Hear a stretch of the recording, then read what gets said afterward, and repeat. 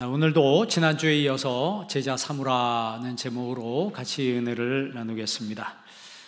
예수님의 지상 명령은 모든 민족을 제자 삼으라는 거예요.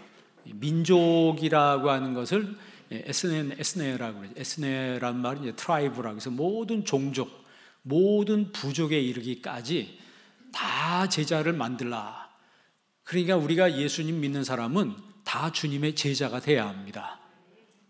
교회만 왔다 갔다 하는 사람이 아니고 여러분 삶 속에서 예수님의 제자의 모습으로 살아야 된다는 거예요. 그러니까 이 제자 삼는 사명을 감당하려면 내가 먼저 예수님의 신실한 제자가 되어야 되겠죠. 제자의 목적은 두 가지라고 그랬죠. 첫째는 예수님을 닮고, 두 번째는 전도하는 것이라고 그랬어요.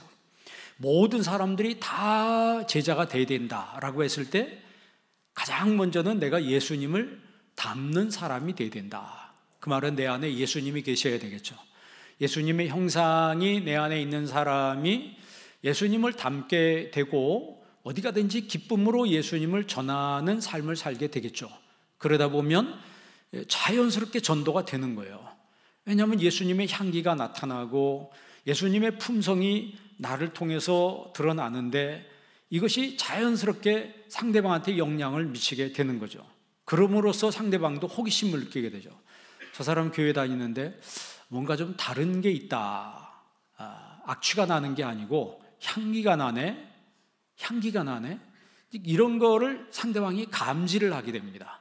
그런 감지하게 되면 자연스럽게 그 사람에게 감화시키는 능력이 생기고 그것이 바로 전도가 되는 것이죠. 여러분, 내가 악취를 풍기면서 전도하면 전도가 되겠습니까? 전도가 안 되죠.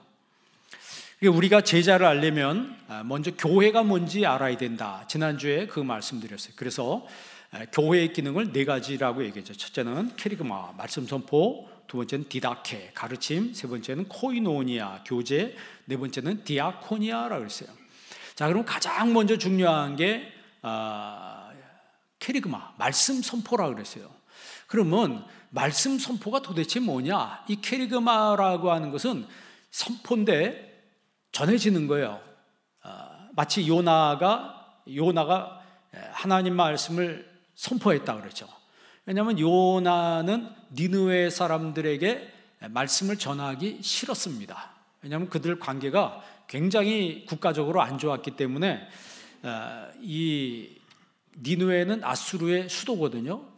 그 아수르한테 당한 게 너무나 많기 때문에 아수르 하면 이가 갈리는데 거기 가서 하나님 말씀을 선포하고 회개하라고 해서 그 민족이 살아나는 것, 그거는 생각만 해도 끔찍한 거죠. 그런데 하나님이 그 일을 자기한테 하라고 하니까 하기가 싫은 거예요.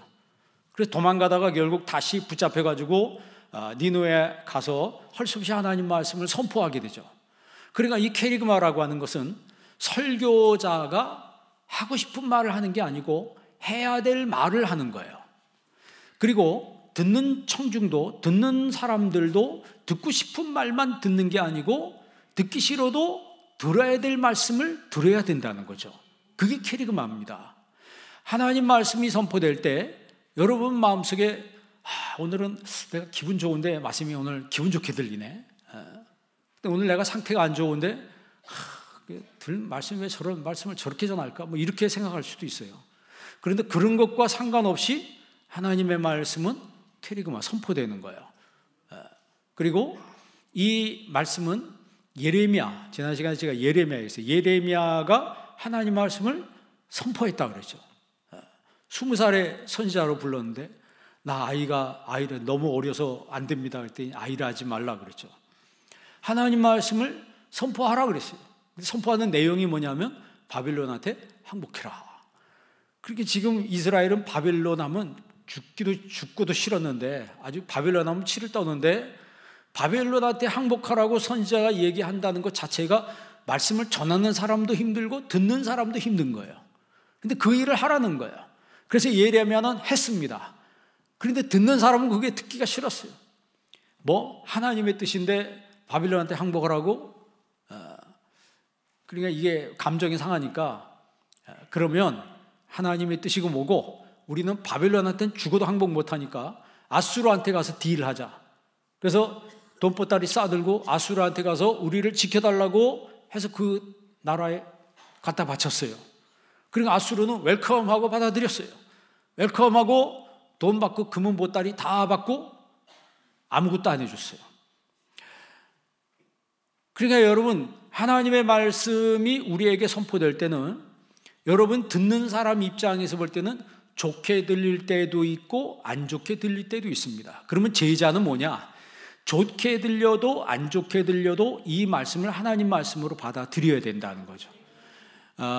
그 프랑스의 기독교 철학자인 폴 리퀘르라고 하는 사람이죠. 그 리퀘르가 하는 얘기가 뭐냐면, 기독교인들은 첫 번째 순수성을 넘어서 두 번째 순수성으로 나아가야 된다 그랬어요. 첫 번째 순수성은 그냥 우리가 태어나서 가지고 있는 그냥 순진한 마음이에요. 순진한 마음. 그런데 이런 순진한 마음이 세상 생활하면서 이제 이게 오염되고 물들어 버려요. 오염되고 물들어 버립니다. 여러분, 그 사기치는 사람들이 처음부터 사기친 사람들이 아니었어요. 처음에는 다 깨끗한 사람이었어요. 그게 첫 번째 순수성입니다. 남을 해치고 남한테 그 안 좋은 짓 하는 사람들이 처음부터 그런 사람들은 아니었어요. 그 사람들도 다 어린 시절에는 그 순진하고 깨끗한 그 시절이 다 있었습니다. 그런데 상대방으로 누구한테 사기당하면서, 누구한테 어려움 당하면서, 배신당하면서 이게 왜곡되는 거죠. 기독교인들은 그런 첫 번째 순수성이 왜곡되면서 더 안 좋은 방향으로 나가는 것이 아니고, 그런 왜곡된 상황을 겪으면서도 그걸 이겨내고 두 번째 순수성으로 나아가야 된다. 이게 굉장히 중요한 거죠, 어떻게 보면. 그러니까 여러분 삶에 시험이 있고 어려움이 오잖아요. 어려움 오고 내가 교회 다니도 소용없다. 사람한테 상처받아서, 사람한테 시험받아서, 하나님이 있으면 이런 일이 생기겠냐? 뭐 이러고 나서 신앙이고 뭐고 다 집어쳤다고. 그러면 그 사람은 아무것도 아닌 거예요. 그런 상황이 왔을 때 그거를 넘어설 수 있어야 된다는 거예요. 그걸 점프할 수 있어야 되는데 그 상황을 점프하지 못하고 거기서 그냥 다운돼 버리고 퇴락돼 버리면 결국 자기 손해라는 거죠. 결국 자기 손해예요. 그래서 두 번째 순수성으로 나아가는 사람이 돼야 된다. 그러니까 그런 시험을 겪고 안 좋은 일을 겪고도 순수성을 잃지 않는 그런 거룩한 성도가 되시기를 바랍니다. 그런 사람들이 누가 그렇게 할 수 있냐? 하나님의 캐리그마를 바로 받아들이는 사람이 그런 삶을 살 수가 있다라고 하는 것이죠. 에스겔이 하나님 말씀 전할 때도 캐리그마라고 그랬어요. 죽어있는 뼈들에게 하나님 말, 생기야 들어가라. 그냥 하나님 말씀을 전하는 거예요. 생기야 들어가라 했더니 생기가 그 뼈들에게 들어갔더니 그게 살아나서 큰 군대를 이루었다 그랬어요. 그러면서 이는 이스라엘이라고 그랬죠. 그러니까 지금 우리 영혼의 상태가, 내 영혼의 상태가 말라 비틀어진 뼈다귀처럼 되어 있는 사람도 있을 것이고 상태가 다 달라요. 그런데 하나님의 말씀이 들어가면 살아난다는 거죠. 살아나서 큰 군대를 이루었다. 그게 여러분 캐리그마, 하나님의 말씀의 힘이라고 하는 것이죠. 그래서 이 제자들은 이 말씀이 선포될 때 이 말씀에 붙들린 사람이 돼야 된다. 그러면 이 말씀이라고 하는 걸 히브리 말로 다바르라고 해요. 다바르라고 하는데 히브리어는 자음과 모음으로 되어 있는데 자음 중심으로 되어 있어요. 이게 두껍게 크게 나와 있는 것이 자음이고 밑에 이렇게 뭐 걸려 있는 것이 점처럼 되어 있고 우리나라 우처럼 되어 있고 조그맣게 쓰여 있는 것이 모음입니다. 근데 히브리어는 자음은 그대로 있고 모음을 어떻게 붙이느냐에 따라서 음가도 달라지고 뜻도 달라져요. 자, 그러면 말씀이 다바른데 영어로는 이제 speak, talk, commune, declare 이렇게 이제 번역이 됩니다. 근데 이 말씀은 쉽게 말하면 그냥 소리가 나는 대로 전해지는 거예요. 그러니까 지금 제가 여러분한테 이야기하잖아요. 이게 다바릅니다. 그런데 이 소리가 나한테 전해지는데 이 소리에는 뭐가 실렸다고 그랬어요? 내용이 실렸다고 그랬죠. 이게 수레라고 그랬어요. 지난주에 말씀드린 것처럼 그러니까 그 음성이죠. 음성. 헬라어로 포네라고 그래요. 포네. 그 영어로 폰이라고 그러죠. 폰. 여러분 폰이란 말은 다 알잖아요. 그게 이제 헬라어에서 나온 말이에요. 포네에서 나온 말입니다. 그런 그 포네에서 나온 말이 또 뭐냐면 여러분 폰이 옛날에 자동차이죠. 폰이. 그게 수레란 뜻이에요. 조랑말 뭐 이런 뜻이죠. 운반한다는 거예요. 운반한다. 이 음성이라고 하는 것은 운반하는 거예요. 뭘 운반하냐? 그 술의 내용을 담아서 운반하는 거죠. 하나님 말씀을 담아서 운반하는 거예요. 여러분한테 제가 지금 보내는 겁니다. I love you 하면 사랑이 그 술에 담겨서 나한테 와요. 그 여러분이 어떤 사람한테 사랑한다는 말 들으면 얼마나 기분이 좋겠어요. 그런데 상대방이 내가 I hate you, 나 너 싫어, 이렇게 하면 그날 밤 잠 못 자. 사랑한다는 말 들어도 잠 못 자고 너무 좋아서. 너 싫어 하는 말도 들으면 이게 잠 못 자. 왜냐하면 그런데 그 말이라고 하는 내용이 이 술에 담겨서 폰에 담겨서 오는 거예요. 그게 다바르입니다. 그러니까 하나님의 말씀이 우리한테 그렇게 오는 거예요. 자, 그러면 두 번째, 이 다바르란 말이 모음이 데베르로 읽혀질 때가 있습니다. 데베르로 읽혀지면 전염병이 돼요. 이거 어떻게 하나님 말씀이 전염병이 되나? 플레이그라고 하죠. 플레이그. 여러분, 이 전염병이 될 때는 성경에 뭐라고 나와 있다고 그랬죠? 하나님 말씀에 순종하면 하나님 복을 주신다라고 했는데 불순종하면 전염병이 온다 그랬어요. 다윗도 불순종해서 다윗이 범죄함으로 인해서 7만 명이 죽는 그런 일이 성경에 기록되어 있습니다. 그러니까 우리가 뭐 팬데믹을 거치면서 지금 중국에도 뭐 병원마다 인산인해라고 학교 휴교령도 내리고 막 지금 중국은 난리라고 그러대요. 근데 이게 한국에 오는지 안 오는지 모르겠는데 하여튼 거기는 전염병이 지금 엄청나다고 합니다. 제2의 팬데믹이 올 수도 있다 뭐 이런 얘기까지 하는데, 이런 전염병이라고 하는 것은 어떻게 보면 우리의 삶 속에 직접적인 영향을 끼치는 거죠.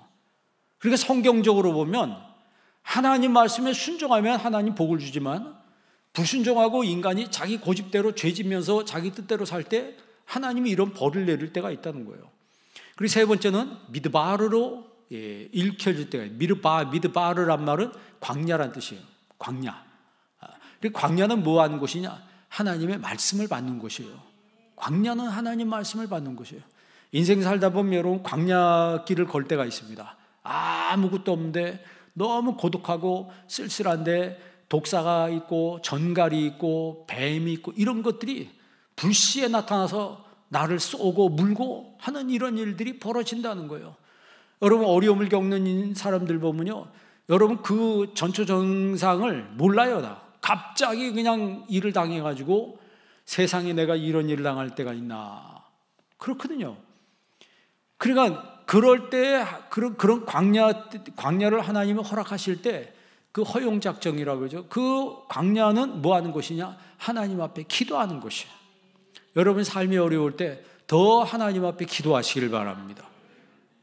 그 다음 네 번째가 하나님 말씀이 도베르라고 읽혀요. 이 다바르가 똑같은 자음인데 모음에 따라서 도베르라고 읽혀져요. 이게 목장이라고 번역합니다. 목장. 그러니까 하나님 말씀을 붙들고 사는 사람에게 하나님이 푸른 초장 맑은 물가로 허락하시는 거예요. 푸른 초장으로 인도하시는 거예요. 그러니까 말씀을 내가 섭취하고 하나님 말씀대로 살 때 나도 모르게 내 인생이 점점 풍성해져. 내 인생이 점점 풍성해지고 뭐 돈이 생긴 것도 아닌데 내가 왜 이렇게 너무 여유가 있고 너무 삶이 풍성하고 너무 좋을까? 그건 왜 그런 줄 아세요? 하나님 말씀의 힘입니다. 말씀의 힘이에요.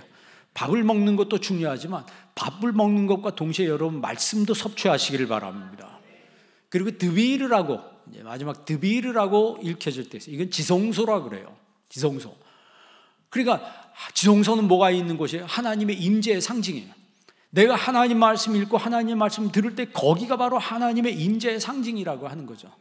그러니까 이 제자는 하나님 말씀 받은 사람들, 하나님 말씀을 붙드는 사람들인데 그 똑같은 말씀이 데베르가 되면 전염병이 되고 미드바르가 되면 광야가 되고 도베르 하면 목장이 되고 드비르 하면 지성소가 된다는 거예요.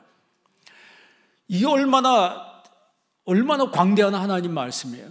그러니까 하나님 말씀을 하나하나 내 삶을 통해서 말씀을 깨달을 때 우리의 삶이 풍성해지고 내 말씀이 들려질 때 내 삶이 더 새로워지는 거예요. 날마다 여러분 하나님 말씀이 들려지는 은혜가 있기를 바랍니다. 그 말씀을 들은 사람이 전할 수가 있는 거예요. 그 전도는 뭐라 그랬어요? 들은 사람이 못 들은 사람한테 전해주는 거예요. 그 귀가 있다고 다 듣는 게 아니라 그랬잖아요. 들을 귀가 있는 사람은 들을지어다 그랬어요. 들을 귀가 있는 사람이 듣고서 깨닫고서 경험하고서 체험하고서 내가 가서 당당하게 전하는 거예요. 예수님께서 사역하실 때 마태복음 4장 23절에 보면 그들의 회당에서 가르치시며 천국 복음을 전파하시며 그들을 고치셨다 그랬어요. 그러니까 예수님이 가르치시고 티칭, 전파하시고 프리칭, 치유하셨다, 힐링 하는 이 세 가지가 티칭, 프리칭, 힐링이 예수님의 3대 사역이라고 했어요. 그래서 예수님이 가르치고 그 듣는 거죠. 예수님이 전파하시고 캐리그마 듣는 겁니다. 주님 말씀을 들을 때 내 삶 속에 뭐가 이루어지는 거예요? 치유의 은혜가 이루어지는 거예요. 치유의 은혜가 이루어지는 거예요. 그러면 이 전파의 사명을 이제 누가 해야 되는 거예요? 제자들이 해야 되는 거예요. 예수님의 의도하신 교회는요, 크든지 작든지 살아있는 교회, 살아있는 교회가 돼야 된다는 것이 예수님이 의도하는 교회라고 하는 거죠. 제가 목회하는데 목회 성공이 뭘까요?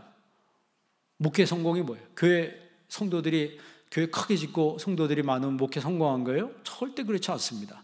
목회 성공은 여러분들이 천국 가면 목회 성공한 거예요. 많든지 적든지 여러분들이 천국 가면 저는 하늘나라 가서 받을 상이 있습니다. 그러니까 다 천국 가야 됩니다. 살다 보면 어려움이 많죠. 교회 다니다 보면 시험도 있고 뭐 그런데 그런 것에 빠지지 말고 시험이 온다고 시험에 들면 내 손해예요. 두 가지 있다고 그러죠. 시험은 마귀가 하는 시험이 있고 하나님이 복 주시기 위해서 하는 시험이 있어요.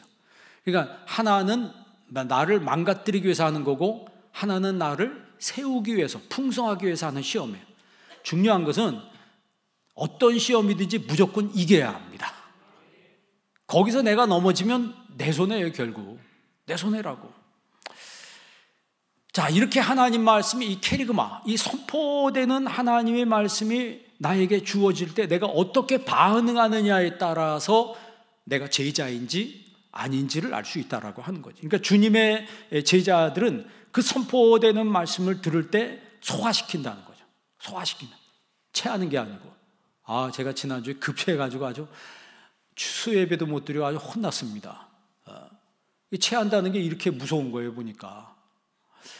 그런데 낫고 나니까 또 소화가 또 잘 되더라고. 소화가 잘 되고.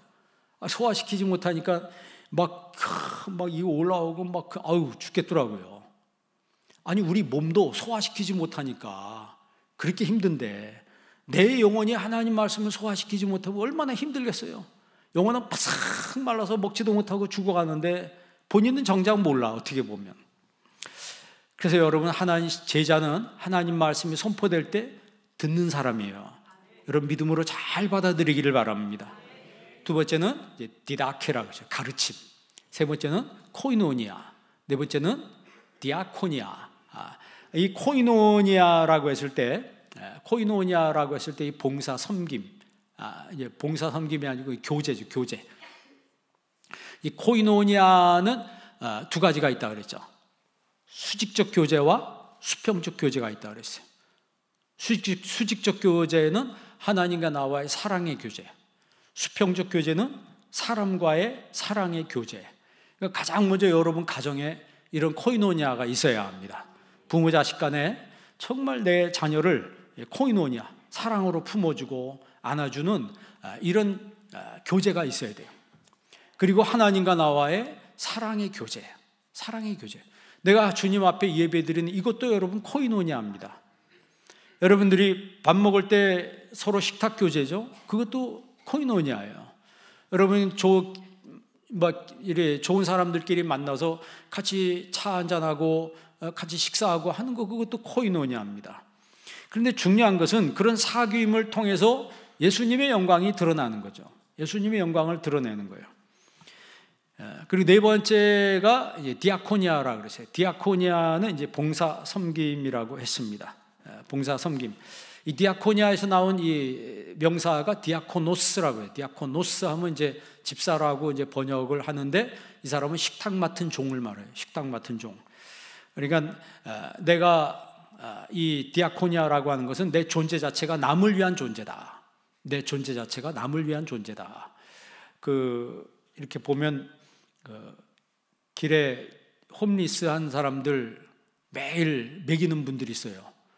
그분들은 보수를 받는 것도 아닌데 자기 돈 털어서 또 지원을 받아가지고 매일 정한 시간에 가가지고 그분들한테 식사를 제공을 해요. 그럼 그 홈리스 분들이 줄을 쫙 서가지고 그거를 이제 받기 위해서 줄을 서요. 그 우리나라나 미국이나 똑같더라고요. 어느 나라나 똑같아요. 그 봉사하는 사람들, 그 봉사하는 사람들은 무슨 마음으로 할까요? 그 누가 시켜서 하겠어요? 시켜서 하겠어요? 시켜서 하는 것이 아니죠. 그거는 자원하는 마음, 기쁜 마음으로 하는 거예요. 그러니까 우리가 제자가 되는 조건은 이 교회의 기능과 굉장히 밀접한 관계가 있습니다. 하나님 말씀이 선포될 때 말씀 듣고, 가르침을 받을 때 그걸 받아들이고, 그리고 코이노니아가 이루어지고, 그 듣고 배운 말씀으로 내 삶 속에 실천을 하는 거예요. 여러분, 실천이 없으면 아무것도 아닙니다. 실천이 없으면 아무것도 아니에요. 그러니까 진정한 코이노니아가 이루어지는 거예요. 진정한 코이노니아. 그리고 그 코이노니아는 결국 뭐로 이어지냐면 디아코니아로 이어지는 거예요. 봉사와 섬김으로 이어지는 것입니다.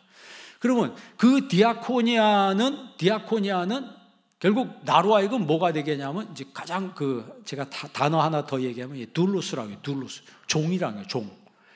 바울은 빌립보서 1장 1절에도 그렇고, 바울 서신의 그 특징 중에 하나가 뭐냐면, 그리스도 예수의 종된 나 바울은 자신을 종이라고 표현해요. 둘로스, 슬레이브, 노예라고 표현하고 있어요. 누구 노예? 예수님의 노예라고 하는 거예요. 예수님의 노예라는 거예요. 그러니까 바울이 나는 주님의 노예라 이렇게 말했다면, 예수님의 제자된 우리들도 주님의 노예로서 살아야 된다. 이게 어감이 요즘에 좀 노예하면 이상하잖아요.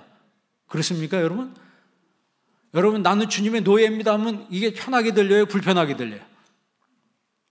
불편하게 들리죠? 근데 사실 여러분, 다 노예 아니에요. 무슨 노예? 돈의 노예, 권력의 노예, 취미의 노예. 그렇잖아요. 솔직히 말해보세요. 예? 다 돈의 노예로 살고 권력의 노예. 지금 우리나라 일어나는 거 보세요. 권력에 취해가지고 권력을 잡으려고 서로 싸우고, 이 정치인들이 국민을 하나로 만들어야 되는데, 국민을 하나로 만드는 게 아니고 네 편 내 편 갈라 딱 서게 만들어가지고 이 국가를 어떻게 이렇게 만드는지 모르겠어요.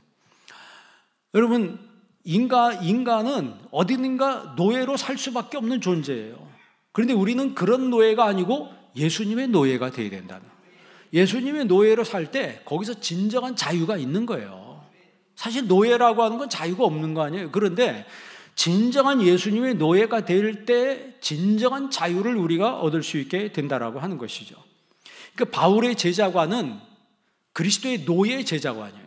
그리스도의 노예 제자관이에요. 여러분, 우리가 살면서 눈치 보고 살잖아요. 직장 다니는 분들은 내가 직장 가면 윗사람 눈치 봐야지, 아랫사람 눈치 봐야지. 집에서도 서로 눈치 보고 살잖아요. 부부끼리 서로 눈치 보고 살잖아요. 여러분, 눈치 안 보고 살아요?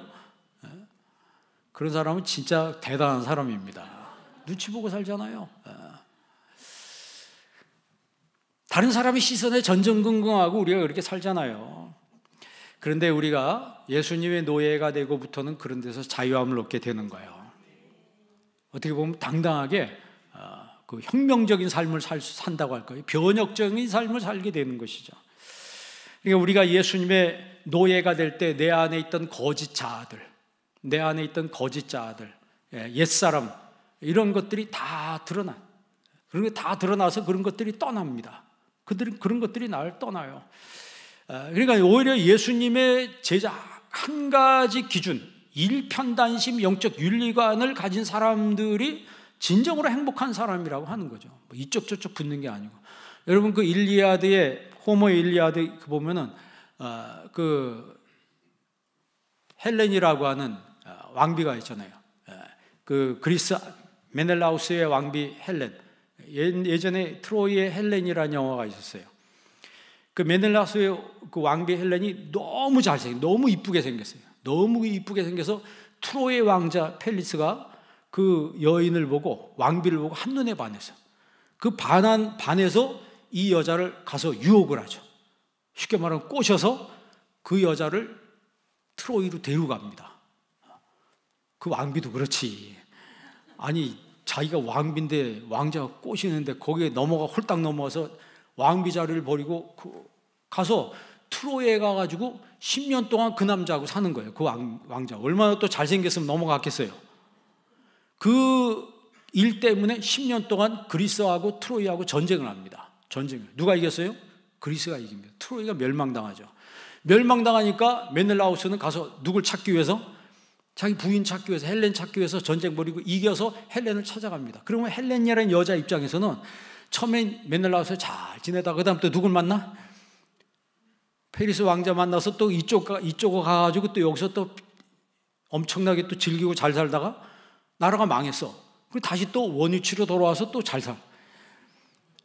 이게 우리나라 유교 가치관으로는 이해가 안 되는, 그런데 서양 사람들은 그게 또 되는가 봐요. 그런데 반대로 춘향전을 보세요. 춘향전을 보면 변학도가 얼마나 사랑 고백을 합니까? 얼마나 사랑 고백을 해요. 근데 모르쇠를 일관하는 거예요. 자기한테는 누가 있는 거예요? 몽룡이가 있다. 이몽룡 한 사람 딱 있기 때문에 일편단심, 이게 전혀 마음이 변함이 없어요. 하나밖에 모르는 윤리관을 고집한다는 거죠. 그러니까 우리 기독교인의 어떻게 보면 영적 윤리관이, 이 제자의 윤리관은 정말 주님 하나밖에 모르는 윤리관이 되어야 된다라고 하는 거죠. 우리가 세상에 나가서도 뭐 여기도 타협하고 저기도 타협하고 여기도 발 걸치고 저기도 발 걸치고, 여러분 그렇게 대충 그게 신앙생활이에요? 솔직히 말해서 그건 신앙생활이 아닙니다. 교회 다닌다고 신앙생활 하는 게 아니에요. 예수님 믿어야지 신앙생활 하는 겁니다. 예수님 믿는다는 게 뭘 의미해요? 예수님의 제자가 되는 걸 의미하는 거예요. 그래서 너는 모든 민족을 제자 삼으라고 했잖아요. 그러니까 어떻게 보면 복음적인 면에서 춘향이가 돼야 된다. 복음적인 면에서. 그러니까 여러분, 그런 신자들이 하나의 윤리관을 고집하면 고생할 가능성이 많아요. 여러분들이 세상에 나가서도 이 복음적인 윤리관을 고집하면 손해볼 때가 많습니다. 술도 못 먹지, 담배도 못 피지, 뭐 주일날 놀러 가지도 못하지. 그러니까 세상 사람들이 뭐라 해요? 불쌍하다, 재수없다, 예수쟁이, 뭐 그런 얘기 하잖아요. 그런데 그런 사람들한테 그런 얘기를 들으면서도 나는 내가 믿는 하나님이 너무나 고귀하시고 좋으신 하나님이기 때문에 그런 게 귀에 안 들어오는 거예요. 그런데 이제 그런 소리가 크게 들리면 그때부터 타협하는 거죠. 그런 소리들이 크게 들리면 그때부터 타협하는 거예요. 여러분, 우리가 말씀대로 듣다가 내 몸에 상처받을 때가 있습니다. 그걸 스티그마라고 하죠. 스티그마가 뭐 흔적이지, 흔적. 바울이 뭐래? 나는 예수의 흔적을, 내 몸에 예수의 흔적을 가졌노라. 복음대로 살다가 내가 상처당하고, 여러분 사무엘 모페 선교사님이 평양에서 전도하다가 이 깡패, 그 당시 이 깡패죠. 이기풍이 그 당시 목사님이 됐지만 이분이 원래 깡패였어요. 돌 던져가지고 여기 맞았습니다. 여기 턱을 맞아가지고 턱이 여기 이제 찢어졌어요. 여기 찢어져가지고 꿰맨다고 아물지 않잖아요. 상처가 흉터가 남죠. 흉터. 이게 스티그마입니다. 주님을 믿다가 내가 이렇게 저렇게 손해보고 상처당할 때 있어요. 그게 여러분 어떻게 보면 영광의 상처라고 하는 거죠. 영광의 스티그마라고 하는 거예요. 그런 스티그마가 있는 사람은 할 말이 있는 거예요. 그런 스티그마가 있는 사람은 할 말이 있어요. 여러분 천국 가면 할 말이 있어요, 없어요? 저희가 유구무원이거늘. 천국 가서 내가 할 말이 있는가? 죄만 짓다 오고 갈는지도 모르겠지만 간신히 턱걸이로 천국 가가지고 주여 왔나이다. 뭐에다 왔냐? 할 말이 없어요. 여러분, 제자에게 너는 가라 이렇게 명령하셨어요. 가라는 명령에 우리는 순종해야 돼요. 이거는 순천하시기 직전에 하신, 승천하시기 직전에 하신 말씀이기 때문에 유언이라 이렇게 말하는 거예요. 여러분 부모님이 돌아가실 때 유언하면 기억이 나요, 안 나요? 기억이 나겠죠. 그래 내가 평생 차려드리지도 못했는데 부모님 유언이라면 내가 어떻게든지 지켜야지. 아니 사람에게도 그런데 예수님의 마지막 유언이 가서 모든 민족을 제자 삼으라고 했는데 내가 그거 못 지키겠는가? 그래서 예수님이 가야 할 곳을 말해줬어요. 너희는 다른 데 가지 말고 잃어버린 사람들한테 가라 이러면서 마태복음 10장 7절 한번 읽어볼래요? 10장 7절 한번 다 같이 한번 읽습니다. 가면서 전파에 말하되 천국이 가까웠다 하고 병든 자를 고치며 죽은 자를 살리며 나병 환자를 깨끗하게 하며 귀신을 쫓아내되 너희가 거저받았으니 이거 누가 하던 거예요? 병 고치고 죽은 자 살리고 나병 환자 깨끗하게 하시고 귀신을 쫓아내서 예수님이 하던 거예요. 예수님이 하던 거를 너도 하라는 거예요. 성경에 예수님 뭐라고 말씀했어요? 나의 하는 일을 너도 할 것이요 이것보다 더 큰 일도 할 것이다 이렇게 말씀했어요.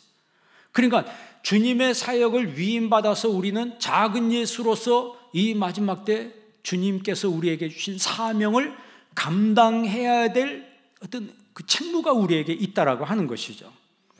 그러니까 주님께서 너희는 가서 먼저 가야 되는 거예요. 가야 되려면 떠나야 되죠. 가려면 먼저 떠나야 돼요. 어딜 떠나야 돼요? 여러분 내가 과거에 기득권을 형성하고 있던 이곳을 내가 떠나야 됩니다. 하나님이 아브라함에게 뭐라고 그랬어요? 너는 내 본토 친척 아비집을 떠나라고 그랬어요. 떠나서 내가 너에게 지시할 땅으로 가라고 그랬어요. 그러니까 아브라함이 가려면은 먼저 자기가 터잡고 있던 그 수메르 문명의 그 당시 그 수메르 문명 아브라함이 있던 그 지역은 요즘 말로 우리나라의 서울에 해당하는 그런 지역이에요. 그런 지역을 떠나서 저 강원도 두메산골 지명도 모르는 곳으로 가라 이렇게 말하면 가겠냐 이 말이에요. 내가 지금 여기 다 터잡고 살고 있는데 가겠는가? 그 가라고 하는 말씀이 이게 굉장히 우리에게 큰 말씀이에요. 가려면 먼저 떠나야 된다. 어딜 떠나야 돼요? 과거로부터 떠나야 돼요. 죄로부터 떠나야 돼요. 더 쉽게 얘기하면 디테일하게 얘기하면 내 게으름과 나태함 속에서 떠나야 됩니다. 여러분 게으른 사람이 부지런해지는 건 쉬워요? 어려워요? 굉장히 어렵죠. 게으른 사람한테 부지런하라고 얘기하는 거는 그건 이제 쉽지만 그 실제로 게으름을 떠나서 부지런함으로 나아간다는 건 쉬운 게 아닙니다. 내가 익숙한 것을 떠나는 것은 고통입니다. 게으른 사람이 부지런함으로 나아가는 것은 고통이에요. 운동도 안 하던 사람이 하면 그 자체가 고통입니다. 얼마나 힘든 줄 아세요? 알배기고 뭐 일어나면 온몸이 삭신이 노곤노곤 운동해 보신 분 알 거 아니에요. 안 하다 하면요 너무너무 힘든 거예요. 적응하면 쉽지만 우리의 욕심에서 불신앙적 생각에서 떠나야 돼요. 죄가 기득권을 차지하고 있는 그 상황에서 떠난다는 것은 어떻게 보면 모험이라고 볼 수 있어요. 그런데 우리 인간은 본성은 죄인이기 때문에 내가 이 기득권을 형성하는 곳에서 누가 자꾸 나를 잡아 흔들고 거기 떠나라 하면 신경질적으로 반응합니다. 그러니까 하나님 말씀이 여러분한테 들릴 때 내가 이상하게 막 자꾸 내 아픈 것을 건드리네, 막 이런 내 마음속에 나도 모르게 막 신경질적으로 반응할 때가 있다고요. 사람이기 때문에 우리 인간은 죄의 본성을 가지고 있기 때문에 하나님 말씀이 여러분 편하게 들리는 사람은 굉장히 은혜가 충만한 사람이에요. 그런데 보통 우리는 죄가 있기 때문에 조금만 내 마음속에 어떤 상처나 이런 걸 건드리거나 스크래치가 나면 굉장히 기분 나빠한다고요. 그러나 그럼에도 불구하고 구원받은 사람들은 하나님의 말씀이기 때문에 아까 처음 말씀드린 대로 캐리그마 말씀이 선포될 때 그 말씀을 받아들이는 거예요. 가라고 했으니까 나는 가야 한다. 아브라함도 그렇게 간 거예요. 사실 아브라함이 살던 그 당시에 수메르 문명에는 창조 설화가 있었어요. 신이 세상을 창조했다는 그런 얘기가 있었다니까요. 근데 아브라함이 가면서 깨달은 게 뭐예요? 그런 신이 세상을 창조한 것이 아니고 나에게 말씀하신 우리 야훼 하나님이 세상을 창조한 것이로구나. 그걸 깨달은 거예요. 세상에 나가면 여러분 설이 얼마나 많습니까? 썰이 얼마나 많아요. 대학에 가면 이런 썰 저런 썰 교수님들이 얼마나 많은 이야기를 합니까? 그건 다 인간이 만들어 놓은 설이고, 그러나 성경을 통해서 하나님이 이렇게 말씀하셨다라고 하는 이 캐리그마의 하나님 말씀을 들을 때 그 말씀을 받고 내가 반응한다고, 그 말씀을 반응하고 내가 순종하고 나아갈 때 그 사람이 진정한 제자의 길을 가게 된다라고 하는 것이죠. 그러면 이제 제자들은 그냥 가는 게 아니고 성령 충만함으로 가야 합니다. 성령 충만함으로 가야 되는 거예요. 제자 훈련이 삶에서 여러분 성공함으로 나타나는 것은 그냥 나타나는 게 아니에요. 그 말씀에 순종함으로 실천함으로 나타난다. 그러니까 성령 충만은 뭐에 충만이냐면 기쁨 충만이에요. 그러니까 성령께서 내 안에 뭘 주십니까? 기쁨을 주는 거예요. 기쁨을 주는 거예요. 그러니까 내가 마음이 너무 기뻐. 하나님 말씀드리고 예배드리니까 너무 기뻐. 그러니까 내가 만난 사람들한테 막 얼굴이 막 열려가지고 막 기쁜 마음으로 막 전하면요, 기쁜 소리를 전하면 상대방이 그 에너지를 받습니다. 알아요. 아, 이 사람은 뭔가 굉장히 좋은 일이 있는 줄, 굉장히 좋은 일이 있는구나. 근데 그 좋은 일이 뭐예요? 다른 게 아니고 예수님 만난 것 때문에 내가 너무 기쁘다는 거죠. 크리스찬 히더니즘이라죠. 기독교 희락주의라고 하는 거예요. 내가 예수님 만났기 때문에 내 마음이 너무 기쁘고 즐거운 거예요. 여러분, 그런 기쁨이 여러분에게 있기를 바랍니다. 내가 만난 내가 아는 그 기쁨, 그게 누가? 예수님이거든요. 그 기쁨을 전하는 것이 바로 전도라고 하는 거예요. 여러분, 예수님께서 모든 민족 제자 삼으라고 했는데, 사실 내가 가는데 모르는 나라야, 모르는 민족이야, 문화도 몰라, 언어도 몰라. 그런데 온다는 게 쉬워요, 어려워요? 여러분, 우리는 선교사님들 우리나라에 많이 왔잖아요. 그분들이 올 때 우리나라 어떤 나라인지 정보도 모르고 왔다고. 사명감 하나만 가지고 왔어요. 언어도 모르고 문화도 모르고 어디부터 있는지도 모르는 그런 민족을 위해서 그들이 와서 이 땅에서 죽도록 살다가 이 땅에 묻혔다고. 그게 쉬운 거예요? 그건 쉬운 게 아닙니다. 그건 쉬운 게 아니에요. 오직 주님 말씀에 붙들릴 때만이 그렇게 할 수 있는 거예요. 뭐 대표적으로 언더우드 선교사님 우리나라 와가지고 그 선교사님이 3년마다 미국을 방문해. 미국 방문해서 각 교회들마다 다니면서 조선이란 나라가 있다고, 이 나라를 우리가 복음화 시켜야 된다 하고 교회들마다 다니면서 설교하면 성도님들이 헌금을 다 모아줬어요. 그래서 세운 교회, 그래서 세운 학교가 뭐예요? 연희전문학교, 연세대학교 그래 세워진 거 아니에요? 그러니까 그분들은 알지도 못하는 곳에 왔어요. 만약에 여러분한테 가라 그랬을 때 내가 알지도 못하고 뭐 언어도 모르고 문화도 모르고, 그런데 내가 갔는데 기쁜 마음으로 가겠어요? 근데 그분들은 기쁜 마음으로, 설레는 마음으로 왔거든. 그러니까 어떻게 했든 우리 한국도 제가 3월 달에 이제 일본에 우리 주문홍 선교사님 은퇴하는데 거기 은퇴식을 해주러 가야 돼요. 일본에서 거의 40-50년 동안 선교하다가 이번에 이제 은퇴를 하세요. 나이가 너무 많아가지고. 그분이 일본 가는데, 일본 하면 우리나라 사람들은 그때 굉장히 뭐 안 좋고 막 이랬잖아요. 근데 어떻게 됐든 그 일본에 복음 전하기 위해서 거기서 수십 년 동안 자기 젊은 세월을 다 불태웠어요, 거기 가서. 그러니까 우리나라에서 살았는 날보다 이제는 거기 가서 사는 날들이 더 많아요. 그래서 은퇴한 다음에 어디 가서 살 거예요? 그랬더니 일본에 살다 죽어야지 그런다고. 여러분, 그게 진짜 선교라고 하는 것이죠. 자기 인생을 거는 거예요. 신앙이라고 하는 게 뭐예요? 여러분, 인생을 거는 겁니다. 인생을 거는 거예요. 자꾸 이쪽 다리 저쪽 다리 양다리 걸치고 이러지 말고 여러분도 정말 주님 앞에 인생을 거는 거룩한 성도가 되시기를 바랍니다. 그런 제자가 되어야 된다는 거예요. 그런 의미에서 예수님께서 가서 모든 민족으로 제자 삼으라 그랬습니다. 포르젠테스, 먼저 가라는 거예요. 그 다음에 마세티우사테, 가서 제자 삼으라, 명령형입니다. 명령이에요.